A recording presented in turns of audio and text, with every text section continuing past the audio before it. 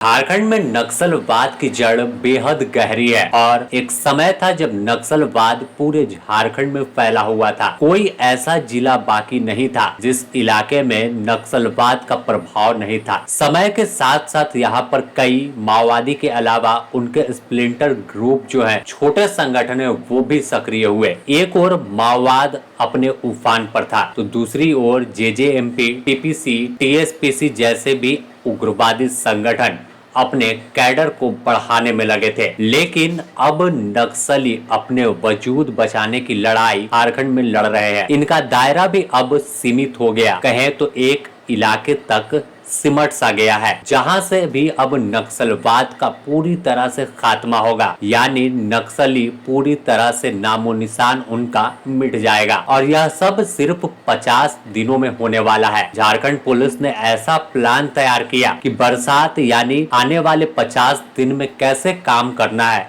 कैसे कार्रवाई होगी, उसका रोड मैप पूरी तरह से तैयार कर लिया गया है। कोल्हान से लेकर पलामू प्रमंडल और कोयलांचल तक विशेष नक्सल विरोधी अभियान शुरू कर दिया गया। इस पूरे अभियान में अगर देखें तो झारखंड जगुआर काफी अलग भूमिका में है। साथ में सीआरपीएफ और झारखंड आर्म्ड फोर्स यानी जैप जो है वो भी लगाई गई है। और साथ ही जिस जिले में अभियान चल रहा है वहां के जिला बल के जवान भी शामिल है। खासकर कोल्हान में इतिहास का सबसे बड़ा ऑपरेशन शुरू किया गया जो करीब 2 साल से जारी है। इस रिपोर्ट में हम बात करेंगे सबसे पहले किस क्षेत्र में कौन सा संगठन का प्रभाव बचा और कैसे हाल के दिनों में कार्रवाई की गई है। कोल्हान से अभियान की शुरुआत हुई है। दावा किया गया पुलिस का कि सारंडा इलाके के जंगल तक ही नक्सली उग्रवादी जो है वो सीमित है और सारंडा के जंगल में 1 करोड़ के इनामी 3 माओवादी हैं, जिसमें पहला नाम आता है मिसिर बेसरा उर्फ प्रधान दा, दूसरा नाम है रमेश दा उर्फ एनल दा और तीसरा मनोज उर्फ असीम मंडल। यह ऐसे 3 नाम हैं, अगर इनका खात्मा हुआ तो नक्सलवाद फिर झारखंड में पनप ही नहीं पाएगा। सभी सेंट्रल कमेटी के सदस्य हैं और मिसिर बेसरा पॉलिट ब्यूरो मेंबर है यानी पीसीबी का सदस्य है और टॉप माओवादियों की सूची में सबसे ऊपर, सबसे शीर्ष पर इन तीनों का नाम लिखा जाता है। फिलहाल यही तीनों शीर्ष माओवादी बचे हैं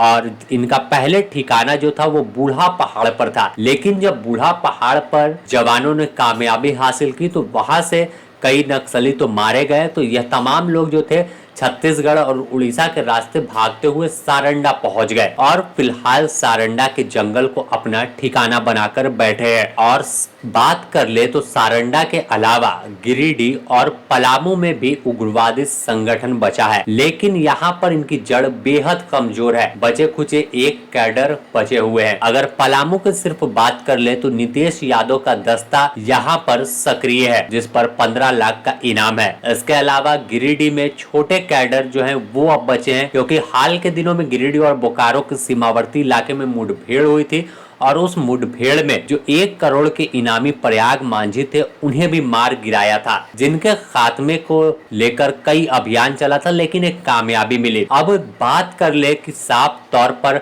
गिरिडीह, पलामू या फिर जो सारंडा का इलाका है तो यह तमाम इलाके में बचे हुए नक्सली है, लेकिन जो जेजेएमपी, टीएसपीसी और टीपीसी जैसे उग्रवादी संगठन है ये आपको पलामू प्रमंडल यानी लातेहार पलामू के इलाके में इनकी गतिविधि दिखती है और कुछ इलाका चतरा का है जहां पर भी संगठन सक्रिय है। अब एक जगह पर जो माओवादी अब बचे तो एक पुलिस के लिए भी चैन की सांस लेने जैसी खबर थी कि तमाम जगहों पर माओवादियों का खात्मा हुआ। तो अब जो बड़े माओवादी हैं एक जगह पर है और इसे देखते हुए जो तमाम फोर्स है वो भी सारंडा के जंगल में लगाया गया। जो पलामू में अभियान चल रहा था इससे पूर्व तो कई जो बटालियन सीआरपीएफ की थी उसे मूव किया गया कि आप सारंडा का जो इलाका है वो घेरिए। इसके अलावा कई जो प्रशिक्षु डीएसपी थे करीब 15 के, उन्हें भी इस नक्सल अभियान में लगा दिया गया।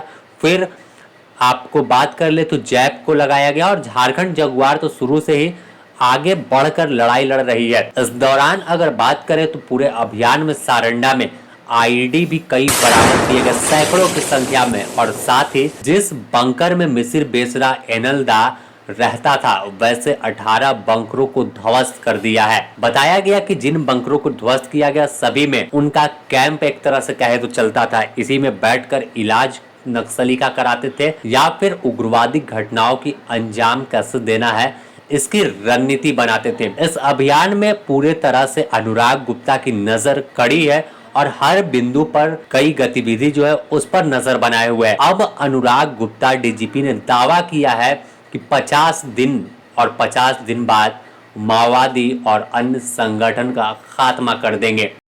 हमने अपनी पूरी फोर्स और पूरी शक्ति का फोकस कर दिया है अभी सरंडा के जंगलों में। हमने आपको जैसे मैंने बताया था जैप वन का करीब 6 कंपनी, इसके अलावा जे की कंपनी, सैप की कंपनीज और सारी बलों का हमने वहाँ पे फोकस कर दिया। इसके अलावा बहुत सारे सीनियर अधिकारियों का डिप्लॉयमेंट किया है।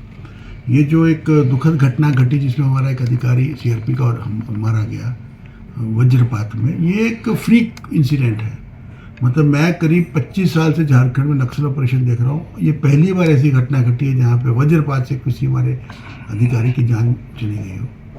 जैसे कि हम लोगों ने इंश्योरेंस पॉलिसी बना रखी थी, तो बीच में एक बार हुआ कि एक व्यक्ति की सांप काटने से मृत्यु हो गई, तो हमने अपनी इंश्योरेंस में सांप काटने को भी जोड़ा फिर बाद में। लेकिन वज्रपात के बारे में आज तक हमें कभी ऐसी अंदेशा नहीं था कि वज्रपात से भी हमारे जवान की जान जा सकती है। बहुत दुखद है और ये क्या कहा जाए। लेकिन हमारा जहाँ तक नक्सल अभियान है फुल स्विंग में चल रहा है। देखिए रोज रिकवरीज हो रही है, चाहे वो सरंडा वहाँ भी रिकवरीज हुई है। अभी गिरिडीह में भी बहुत अच्छी रिकवरी हुई, जिसमें पुरानी 2005-6 की लूटी हुई राइफल भी बरामद हुई है।